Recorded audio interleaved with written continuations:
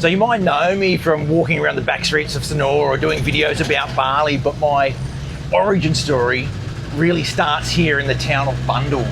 It's where I really learnt Indonesian properly. It's where I first came to live actually, and I was sitting on an angkot like this. That some of my first experiences here in Bandung really start to crystallise.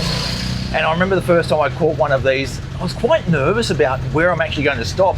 In fact, I got off at the wrong spot because it turned in a different direction to what I had expected. Today, what I plan to do is revisit some of those early places that really introduced me to Indonesia, introduced me to the language, and I guess introduced me to the culture. So I want to show you the school that I went to. I might not be able to get inside, but I'll show you a little bit about it. I'll show you the neighbourhood that I lived in, and I'll even try and find the house that I lived in the kampung. I'm not sure if it's going to be possible because it was a bit of a rabbit warren to find it. And if I bump into any people that I recognise, I might even have a chat to them as well. This mode of transport is called an angkot. Angkot means angkutan kota. And it's common throughout Indonesia. Still popular here in Bandung, not as popular as it used to be now that you have a lot more online objects available and so forth, but still quite popular. And I notice up and down this road, there are heaps of these green minibuses coming up and down the road. And certainly because this is near a university, there'll be a lot of university students getting on board, people going from the kampung down to the market, which used to be the case. And it's just a really nice way to interact with locals. So when you're learning a language and you get on a minibus like this, you feel like you can have a bit of a conversation with people and practice your language a little bit. Whereas, you know, if you're going and catching, you know, motorbikes around the place, you're sort of isolated from that sort of community feel. The other thing about this sort of transport is the sensory overload that you get from it. There's people smoking, the sound. Sometimes you've got a big boombox playing some dangdut music, and there are people bringing on goods from the market that might have a bit of a smell to them that you're not familiar with. You learn a lot just from that. And it's that growth that you get when you really get down to the local level that I think is really important if you plan to, I guess, live in Indonesia long term. And that was sort of my feeling when I did this. I really wanted to go full into Indonesia. Kiri payun, Pak.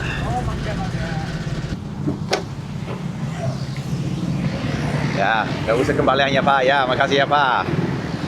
So this is where I always used to get off, over here.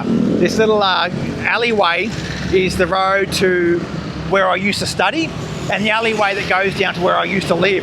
There are lots of other alleyways around here that I've explored over the years, but this is the way that I used to go most days. Even though I lived up there, I used to go down to the centre of town quite often. There's cafes and restaurants and stuff down there, and I've been back and forth quite a lot. When I booked into this language school initially, I didn't really know much about it. I had been given a tip by an old friend of mine to come here, and I did that.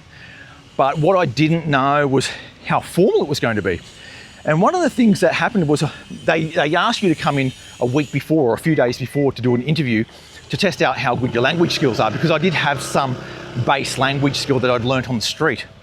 I thought I was pretty good at that stage, and they assessed me as being level 2. So they would allow me to skip one level. So I'd come in at level 2 rather than level 1, which is 0. So I thought I was pretty good, but it actually wasn't. And that was a bit of a grounding for me, because I thought, gee, I've got a lot to learn here. You don't really know what you don't know until you have someone come in externally and say, hey, you don't really know too much. So the other thing that happened was I was dressed quite casually. And they said to me very directly at that first meeting that when you come back on Monday, make sure you're dressed appropriately for school, because that's one of the cultural teachings here, is that you can't just roll up to a formal class like that in shorts and t-shirt, which is what I did. They said to me, you look like you're going down to the beach in Bali. They actually said it to me, like, it felt quite rude. And I was like, I'm not going to do that. I'm not going to comply with that at all. You know, I woke up the next morning and I thought, you know what? I've got to do it. Even though it doesn't feel right, I'm going to do it anyway. So I did. I bought all those clothes, and then I got into the swing of things. You know, I'm here as a visitor. They're trying to teach me the way things are here. I don't have to go and, you know, put my own culture and everything I do. I really need to take on board what they're telling me. And that was one of the first lessons I learned, to be honest. Which really brings me to the point about language lessons. It's not about learning words. They make a point at this particular language school that I went to that they are not teachers. They are not teachers, they're trainers. And they explain it to you. They are not teachers because they're not going to tell you how to speak the language. They're going to guide you through the process, much like a coach might on a football team. You already know how to do it when you're out in the street because you're actually interacting with people. And a lot of the work that you're doing at home, learning words and so forth, you've already got something. What they're doing is helping you understand culture, understand context. Sometimes things happen when you're talking a language and you don't understand why that happened. They can help you with that. And then they will, through the course of your progress through the lessons, coach you through how to pronounce things properly rather than just doing it with your big Aussie accent or American accent. They will teach you how to do it properly, and they drill it into you like over and over again about how to pronounce things. You might not become perfect, but you'll become pretty good. It's a pretty important part of the thing. They actually structure the school into different lessons during the day. You'll go for 4 hours during a day, and they would say, okay, in the first half of the morning, we're just going to, try and pronounce the words. This is how you pronounce this or these letters. And the second half, they might teach you a bit of vocabulary, or they might teach you a bit of culture or grammar. They go through all of it. And the course actually is a 6-month course with 3 extra units at the end, which specialise in some religious words, which are really complicated. I actually did 6 months of classes here over the course of 12 months, and that was back in 2011. So it's been 15 years since I was back here. And you know what? It feels just the same. And we're coming up to the place that I went to school. It's here. It's called Imlak. And I can't speak highly of it enough. It is just amazing. There are lots of different ways to learn Indonesian and lots of different schools you can go to. I only have experience with this place and it suited me perfectly. And it's not without frustration, of course, because nothing's going to suit you perfectly, but it's that frustration that actually turns your brain into, or molds your brain into the right direction and gives you the understanding of culture that you need. That's it there. Yeah. I wonder if it's still going. I might just go in there, but I won't film straight off because I don't want to be rude. Anyway, you can see the old architecture of this place. Absolutely brilliant. It is in operation still. I just had a bit of a look around. I don't want to go poking cameras into people's faces because it's a little bit rude to do that. And especially there are students in there learning and so forth. I don't want to interrupt that. But that's the place. And I have such good memories there. They have these outdoor learning pavilions as well. So it's, there's no air conditioning. It's all because it's quite cool up here, a little bit higher up here in Chimbaluit than we are in the lowlands of Bandung. It's a little bit cooler. There's a nice breeze. It's just a pleasant learning environment. Now the thing is, people enroll into this place and they go, where am I going to live? And some people try and find an apartment or something like that. They have this Western mindset still, but it's actually the worst thing you can do, because as soon as you lock yourself away in one of those apartments that I guess isolate you from the rest of the world, your learning stops. Because learning language is not just about learning on the street. It's not just about this formal stuff. It's a combination of both. You need that formal lessons to understand where your shortcomings are. You need to learn what the real shortcuts are, how you use shortcuts, how you use formal language, how you use informal language. And then when you're on the street, you get the reality of the day-to-day, and your brain sort of puts the two together and you get a pretty good feeling of how it works. It takes ages. Like, it's not something you can go and learn in 6 months and then be fully fluent. It doesn't work like that. What happens is that you, here we go, down into the kampung here. What happens is that you slowly piece all the pieces of the puzzle together. As I guess probably what children do when they're learning as well. They don't go from 0 words and then 6 months later they're fully fluent in everything. It's a process over many years. And yeah, we're still learning now to this day some English words that we've never heard before. So that's what it's like in Indonesian as well. It's a slow process and there are no real shortcuts. I love it. So I found my place down here because what happened was I stayed in a little guest house, and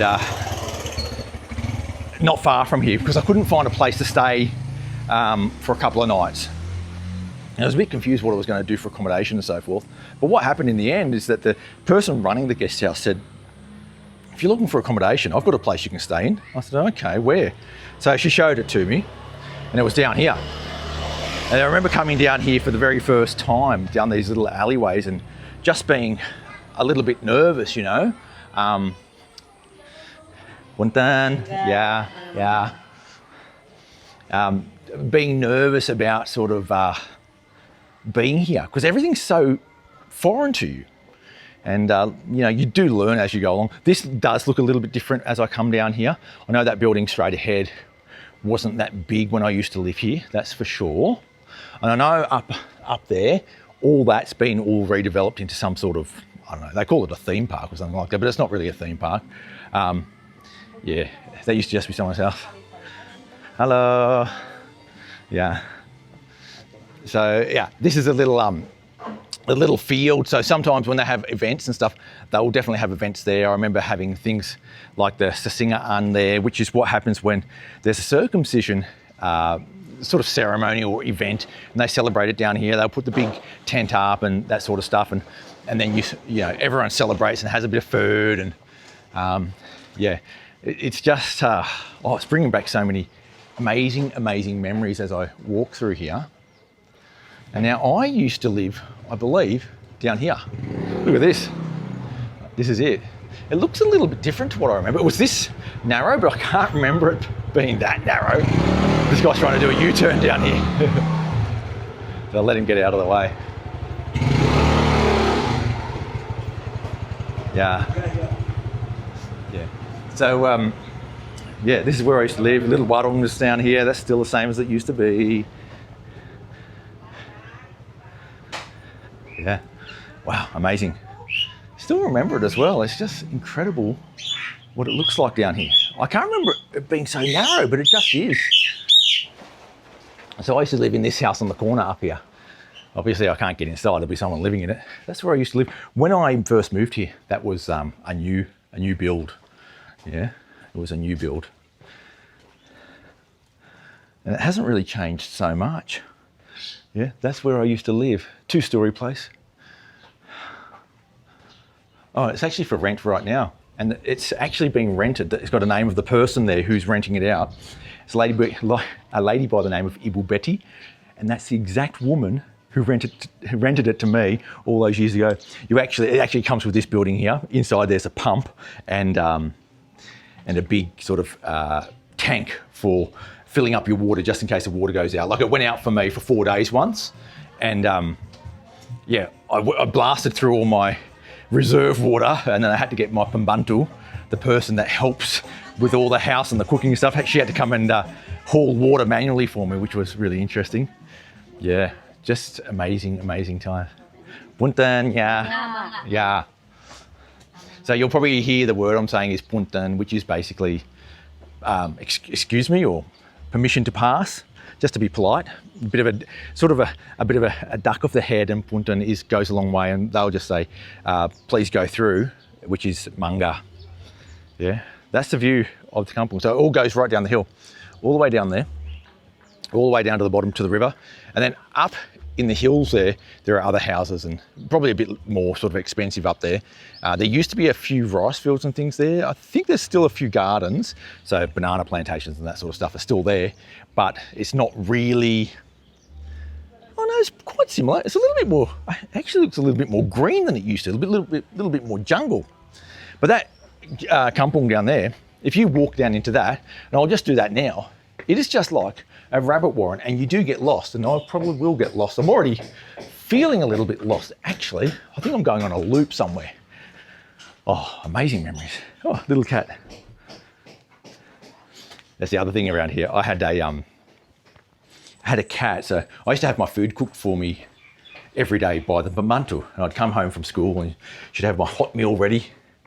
And if it was something that I didn't really feel like, I'd just chuck a bit of chicken out the window, and there'd always be a cat just sitting there waiting for me to chuck a bit of chicken out the window. And over time, that cat became my friend. And one morning I woke up and the whole front porch like that, all of that there was covered in blood, smeared in just loads of blood. And it had caught a rat, and the rat was massive. Around these parts, the rats that live in the sewers and the gutters around here are just so enormous. And it caught one of those and brought it to me and spilt all the blood everywhere. That was pretty cool. Back in those days, I rented that place It was a little bit expensive actually for what it was supposed. It should have been a little bit cheaper, but for me it was a good price. I paid 10 million for 6 months, and that included all my electricity and water charges. Yeah, I mean, it's pretty cheap. No AC. So at night in this particular area, it does get cool. So you do need a long sleeve shirt, and I would sleep under a blanket rather than a sheet. A single sheet is not warm enough to keep you warm overnight. So you'd have to have a bit of a blanket there overnight. It's just a little bit chilly. So no AC required. Had hot water, had a pump, so I had good pressure. I had, the shower was sort of like a combination of a shower and what they call buck mundi. You know, buck mundi is like a little, and a lot of you will know about a buck mundi from being in Bali in the early days. It's one of those things where you get a big bucket of water and then a little, what they call a gayung, a little ladle, and you can splash it over you. So I had both that and the hot water system. So if the water went out, at least I'd have a buck mundi for a cold shower if I needed it. So my morning sounded like this. Occasionally the mosque would wake you up. Not the mosque, I mean, there's hundreds of mosques around this valley, so you'd hear the chorus of them fire up. You'd hear that a little bit. You do get used to that. But I'd also hear the women outside of my house, because the lanes are so narrow here, the women would get up in the morning before going to the market to buy all the groceries and so forth, or sweep the front step. They'd all go out the front and have a bit of a chat, a bit of a chin wag out the front of my house, and I'd hear that every morning about 5 o'clock in the morning. And then it'd go quiet for a couple of hours, and then I'd wait, and then it'd get a bit busier again, and then I'd wake up and go about my day. So it was a pretty sort of familiar routine. This sort of style of living is extremely common in Indonesia, and we sometimes get a little bit, I think we freak out a little bit about it. But having lived in a place like this before, I mean, that is steep. Well, I don't know how a motorbike gets up there, but obviously they do. But there's no point freaking out about it. This is reality, and it's actually quite okay. The good thing about it is that when you're learning language and you live in a place like this, you've got no choice but to learn. No choice but to learn. If something goes wrong in that house, like the roof leaks like they always do, or the pump stops working like it always does, you've got to ask someone for help. And so what you do, you lean on some of the language that you've learnt at school already, you pull out your dictionary and you form some sentences and you get through it. And that part of dealing with daily life is what actually helps you learn the language. Like, that's where the big growth comes from. It's not from just sort of saying hello to people on the street. Hello. Yeah, I love it. And the people here are really friendly as well. It's because it's close quarters living, obviously there are a lot of social rules in place, which for us foreigners are sometimes hard to navigate because they're unspoken, but there are certain do's and don'ts that go on around here, and you sort of navigate them on your own as you go by and learn them as you go by. Because they're not as straightforward as what they might be in the West. Because if you're living right next door to someone and everything you do in your house can be heard by them, like if you start up a party at 12 o'clock at night, it's going to be a problem. And they might not say anything. But if you do it again, you might, I don't know, something might happen that you might not expect. Not going to burn your house down yet, but they're going to be pretty upset, and they'll be gossiping in the background, and that sort of social contract is really hard to navigate when you haven't really grown up in it. So finding out what some of the social norms are and that sort of stuff, and also even just saying hello to people in the morning. In the West, if we're friendly, like if you live in an apartment complex, you probably don't even say hello to your neighbour, but you might say hello, and you can't, like, you're just gritting your teeth as you say it, like hello. But here, it's a really polite, pleasant, greeting, and it might not be good morning. It might be something else. It's like, oh, where are you going this morning? Or, oh, have you just been to the market? Oh, right. What are you doing? Are you feeling well today? Or whatever. You come up with some sort of greeting to start the day. And we're getting pretty low down now. Oh, I can hear water. There's some sort of pond here. Not sure what that's about. Some sort of fishing pond. But I'm low because I can see the creek here, yeah? Look at the creek. That's the creek. Yeah, and all the houses have bridges across the creek. Maybe that's how they get into their house and that sort of stuff. Now I'm going up the other side. I don't recognise where I am now. I don't think I've been here before. Maybe I have, but it just doesn't look familiar. So I'm just going to keep walking and see where I end up.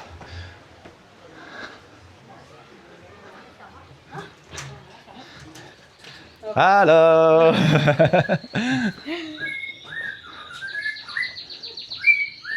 Yeah, you can even just do that, like hello is okay. Because the word in Indonesian is hello. That's good enough most of the time. Where are we ending up? Here we go. So I came from up the top of there. So the place that I lived in actually had a view over here somewhere. So it's one of those places up there. I had a balcony which had a view over this valley. It's quite nice actually. I actually love it. I actually love it. It feels real. You know, it's not a paradise lifestyle, but it is in a way. You know, when we think of paradise, we think of Bali, but for me, this is it. Look at it. The thing about this place for me is because it's the first place I ever lived in Indonesia, it really has a place in my heart.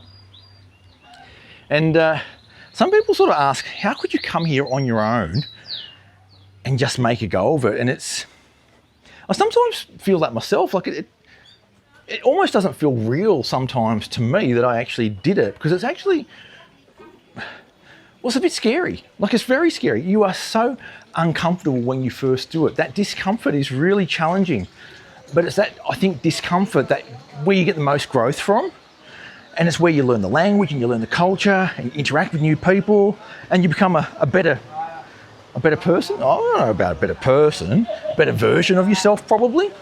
You improve, don't you, you know, as you put yourself through these challenges. And it's not like a challenge where it's dangerous or anything. It's just a mental challenge, really, at the end of the day. It's not a big deal, but it feels like it. It feels terrible, actually.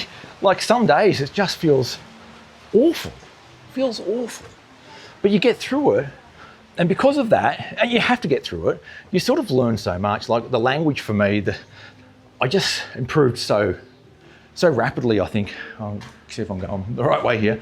I improved so rapidly, honestly. The thing is, when you come to a place like this and you, not necessarily on your own, but even if you're as a couple or as a family, and you actually choose to live in a place like this place, it's called Kampung.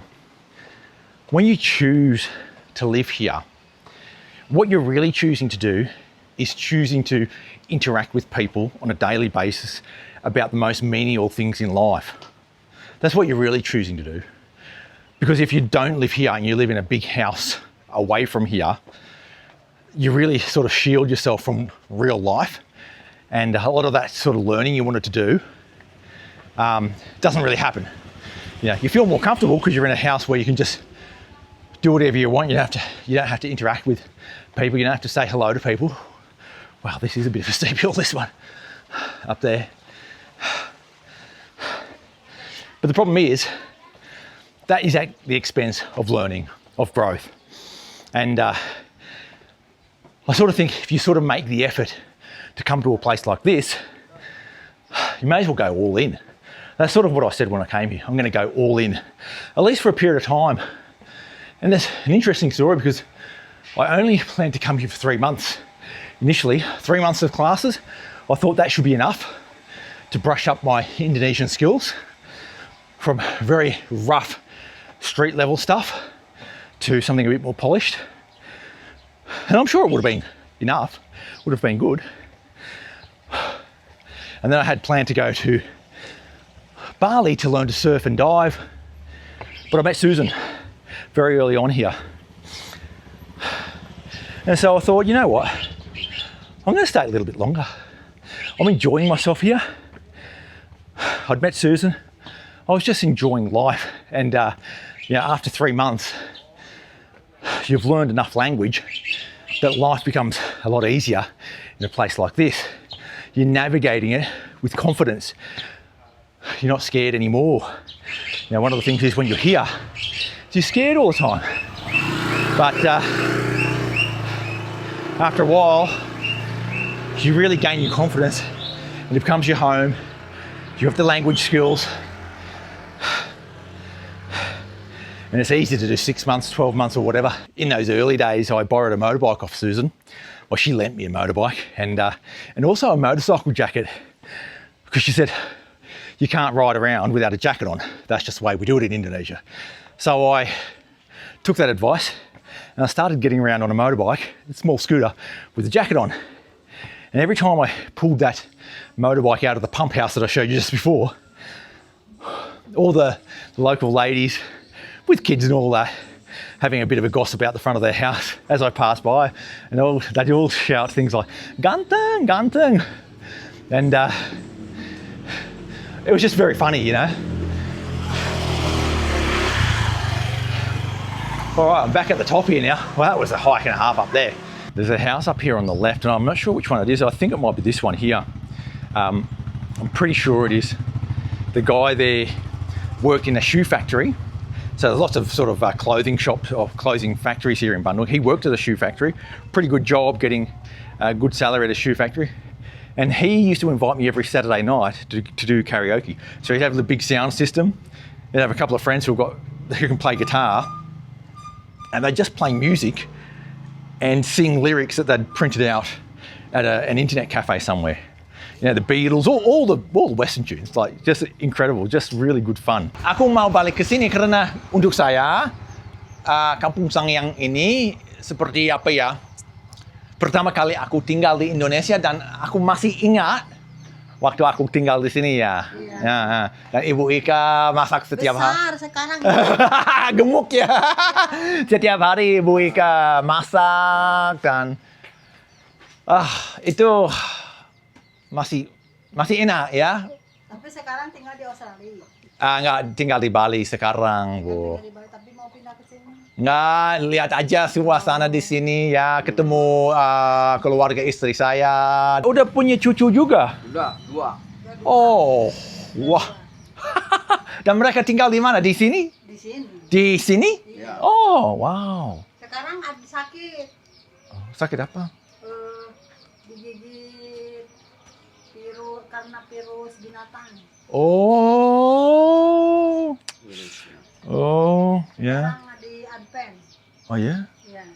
Ya, orang tua nggak ada sekarang, Nggak ada. Pak? Nggak ada. Dua-duanya Tidak tidak ada. ada. Oh. Bapak sama ibu sudah tidak ada. Udah lama ya? Udah lama. Sudah lama. Oh, karena mereka dulu duduk di sini, suka duduk di sini. Duduk-duduk. Dan Bapak dia dulu satpam juga ya? Dulu. Satpam. Oh, senang sekali ketemu Bapak dan Ibu. Ya. Oke ya, Pak. Senang Ya, sekali tapi ketemu ya. Bapak ya. Ya. Senang sekali ya, Bu. Ya. Sehat-sehat ya. Ya, Salam makasih sama Bu. ibu ya. Yeah. So this is Ibu Ika. Yes. Oh, I've just chatted with Ibu Ika for a while about the old days. It's been great. Okay. Senang sekali Ibu ya, ketemu Ibu lagi ya. Nice. Nice. See you Dadah ya, bye. Bye. Yeah. So nice. Oh, chickens.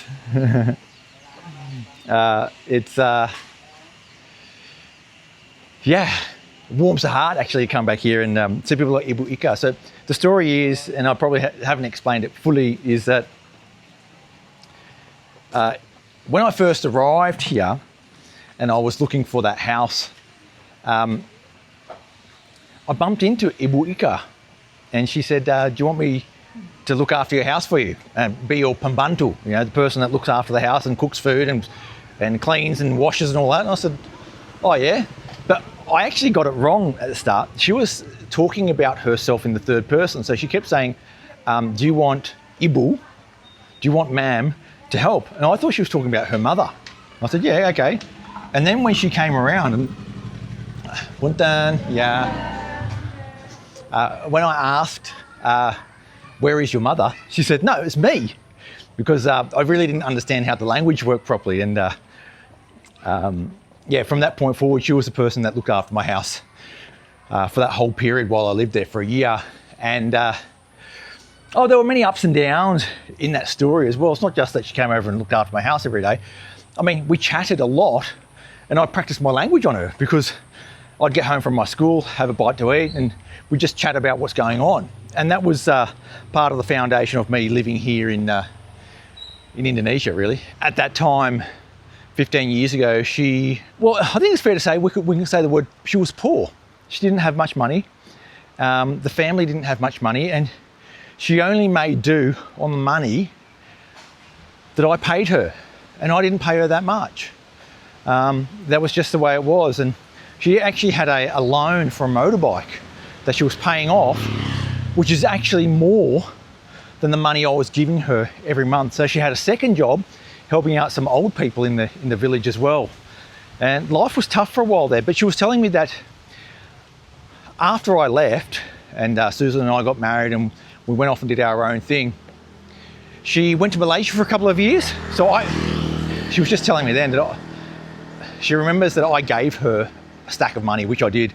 I gave her a stack of money because I thought, you know what, I can't just leave and let her suffer. So I gave her a stack of money, and it was quite a lot of money. It was enough for her to be able to go to Malaysia and get a job as a pembantu there and earn Malaysian money, which is a lot more than it is in Indonesia. And she was able to send money back to the family and get ahead a little bit. And over the years, she slowly got ahead until the point where one of her children is actually in the military now. And to be in the military in Indonesia, you have to pay a lot of money to get in there. And yeah, he's in the military now, which is really great because that guy, he was a good kid, like really small back in the day, but now he's an adult in the military. He's able to send money back to the family, and they're a lot more comfortable now than they ever used to be. You know, and that's really good to see. This is another road that I used to walk every day from the kampung up to the main roundabout here in Cimbuluit. So that's the sort of area that I'm in at the moment. It's called Cimbuluit. It's a really hard word to say. It's a Sundanese word. And yeah, I used to walk up this road every day and have dinner. So I was having nasi goreng most nights. I would have had nasi goreng, I don't know, nearly every night when I was here. So I'd walk up here, go and get a nasi goreng, sometimes go and get a Magnum or something at the local mini mart and go home. That was just my thing. I really loved nasi goreng I used to get. And I knew the guy there. He was the guy that used to work for the electricity company during the day, putting electricity cables up and that sort of stuff. And then he'd get home, get changed into his cooking clothes, go and set up a tent up at the roundabout and start making nasi goreng. During the day, it was his wife that would do all the prep work for the nasi goreng store. So all the chicken and everything would have to be pre-cooked and shredded, and all the sauces and all that sort of stuff had to be pre-prepared. So she'd do that in the day. He'd get home and they both would go up together to the roundabout. Just some really fond memories of that. And I think everyone that goes through something like this, that puts themselves out there into these uncomfortable situations, will have their own stories about how foundational it is to the rest of their lives. And if you ever decide to do it yourself, that is to jump into the deep end, whether it be going to Bali and setting up a new life, which is quite challenging in itself, or even coming to a place like Bandung to learn a bit more of the language and perhaps get into the local swing of things, get into the culture of the local people and really dive deep into Indonesia. Whatever you do is going to be a keystone moment in your life. It's going to be something that you never forget. And it adds to the colour and the history of your whole life. I think it's wonderful, absolutely wonderful. And if you're ever wondering or doubting whether you should do these things, the only thing I can say is that I can only look back on these times with absolute fondness. I'm really glad to have been able to bring you along for the ride here today, up into Bandung, my origin story, my episode 1 of the Star Wars trilogy, going back to where it all started. It's been a good journey for me, and I hope you've really enjoyed coming along for the ride as well. Thanks to all the members who have joined up recently. I have noticed that you've joined up, and I really would like to thank you for that. And thanks for watching. Make sure you hit that subscribe button to keep up to date with all things Sanur, the rest of Indonesia, a bit of West Java as well. I'll catch you next time, and sampai jumpa.